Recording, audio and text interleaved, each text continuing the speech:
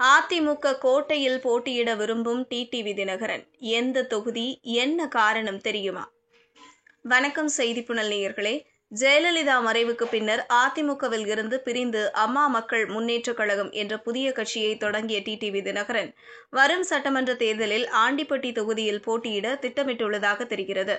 முன்னாள் முதல்வர் ஜெயலலிதா மறைவுக்கு பிறகு அதிமுகவில் ஏற்பட்ட அதிகார போட்டி காரணமாக பல பிளவுகளாக அக்கட்சி பிளவுபட்டது.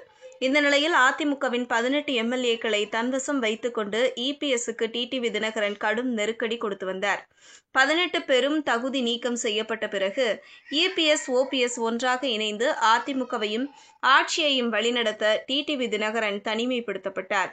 2017ஆம் ஆண்டு இரட்டை இலை சின்னத்தை பெறுவதற்காக இடைத்தரகர் சுரேஷ் சந்திரா என்பவருக்கும் லஞ்சம் கொடுக்க முயன்ற வழக்கில் டிடிவி தினகரன் கைதானார்.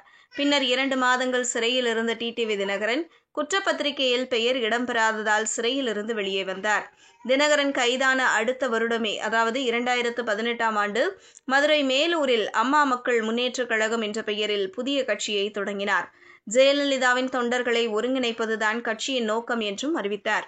2021 சட்டமன்ற தேர்தலில் அதிமுகவுக்கு போட்டியாக பல தொகுதிகளில் வேட்பாளர்களை களமிறக்கிய தினகரன் பல தொகுதிகளில் வாக்குகளை பிரித்து அதிமுக தோல்விக்கு முக்கிய காரணமாக இருந்து எடப்பாடி பழனிசாமிக்கு அதிர்ச்சி வைத்தியம் கொடுத்தார்.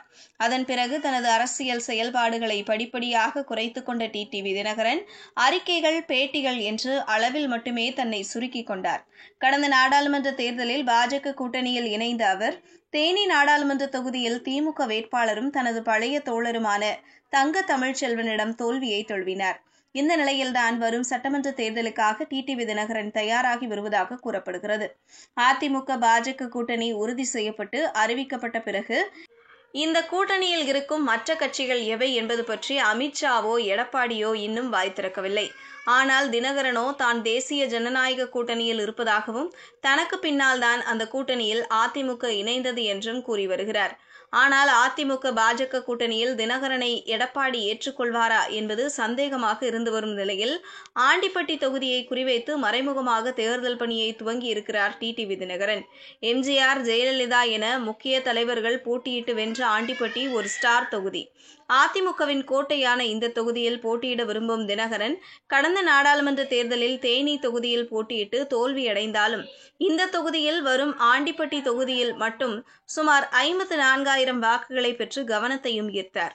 நாடாளுமன்ற தேர்தல் தோல்விக்கு பிறகும் தேனி மாவட்டத்திற்கு தினகரன் தொடர்ச்சியாக விசிட் அடித்து முக்கிய கட்சி நிர்வாகிகளை கூட்டி ஆலோசனை நடத்தி வருவதாக கூறப்படுகிறது.